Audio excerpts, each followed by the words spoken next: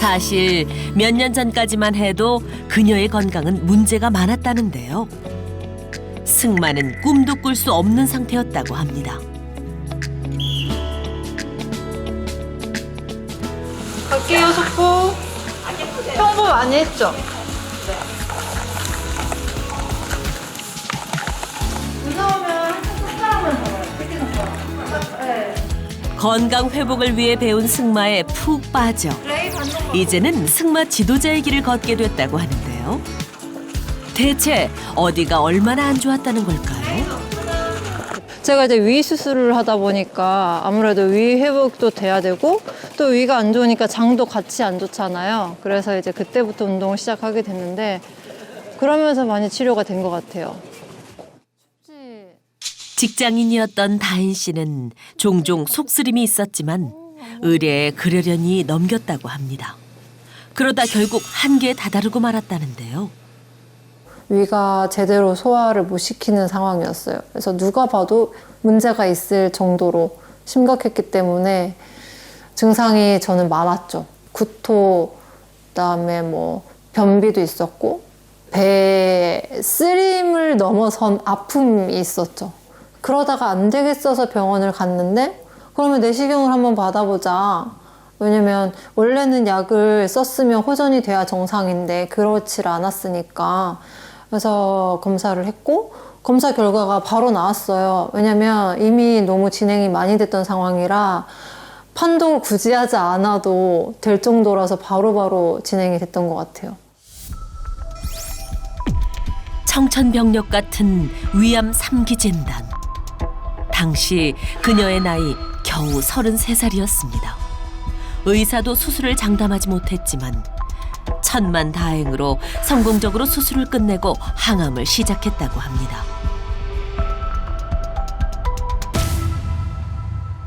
아니 내 나이가 몇인데 무슨 암이야 라고 생각을 했는데 막상 입원하잖아요. 젊은 사람이 너무 많아요.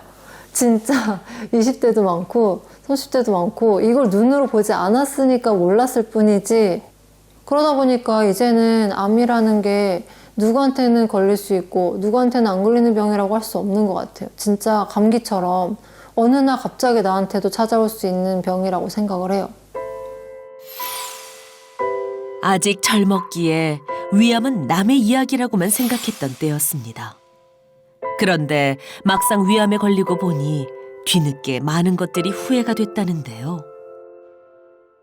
검사를 사실은 두려워서 안 한 것도 있었고 바쁘기도 했고 아마 다들 아시겠지만 30대에 어떻게 보면은 가장 바쁜 시기잖아요. 직장 생활을 할 때.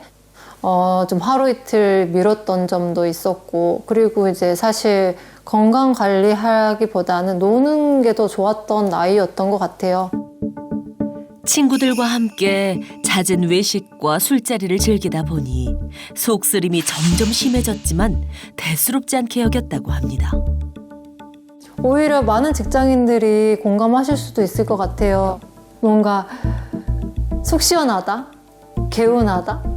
그래서 놓지 못하는 거예요. 직장 생활하면서 그 매운맛을. 그뿐만이 아닙니다. 매운 음식을 즐겨 먹는 건 일상이었고 전국의 매운 맛집을 찾아다닐 정도였다고 하는데요.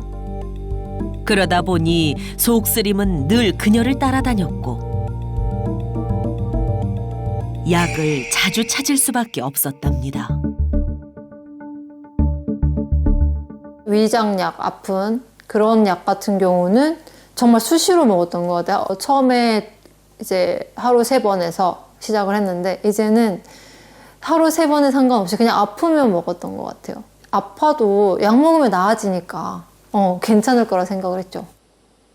제산제는 굉장히 양날의 칼 같은 그런 존재인데요. 일단 위산이 많이 나와서 속이 쓰리고 위산들이 역류를 하거나 다른 궤양을 일으키게 되면은 확실히 제산제를 드셔가지고 그 산을 중화시키면 증상은 일시적으로 또 빠르게 호전이 됩니다. 하지만 그렇게 중화를 하게 되면은 몸은 우리 몸에 산이 부족하구나 라고 느끼고 위산을 더 많이 만들게 되기 때문에 중장기적으로는 보통은 병을 악화시키는 경우도 많이 있고요.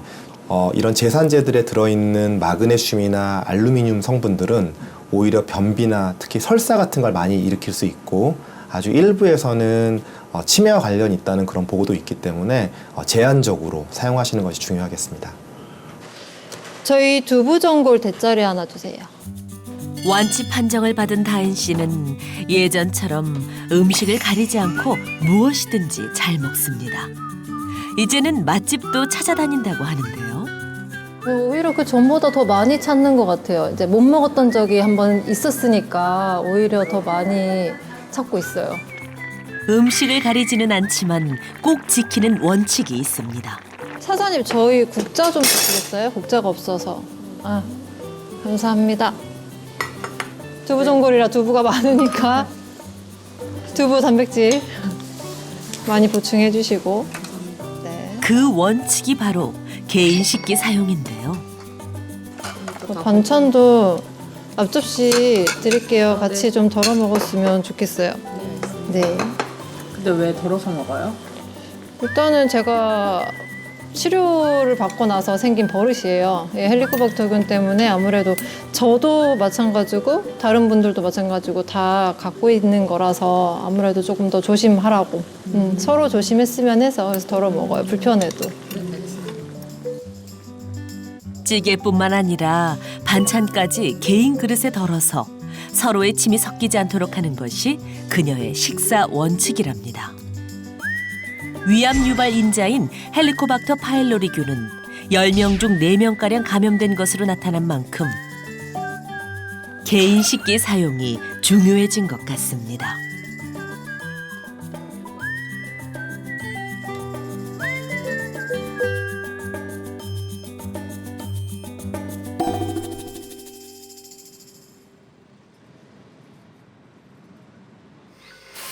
집에 와서도 쉬지 않고 몸을 움직이는 다은 씨.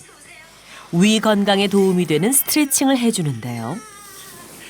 위의 3분의 2를 절제해서 끼니를 여러 번 나눠서 먹고 있어 틈틈이 연동 운동을 해준다고 합니다. 적게 자주 먹어야 하다 보니 하루 5끼는 기본.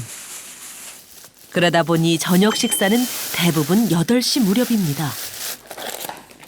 그런데 아무리 완치 판정을 받고 일상을 회복했다지만 자극적인 닭강정이 괜찮을지 걱정이 되는데요.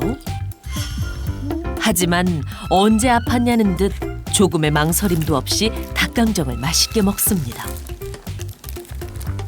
역시 저녁은 닭강정이지.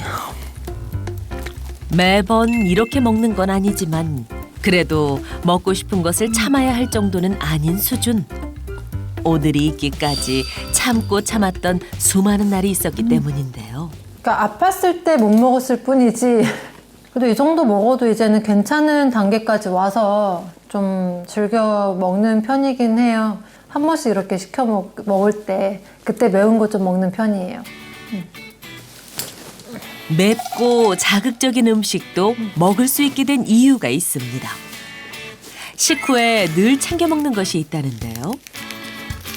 위 건강에 늘 조마조마했던 지난 세월과 달리 먹고 싶은 걸 마음껏 먹을 수 있도록 도움을 받았다는 이것은 무엇일까요?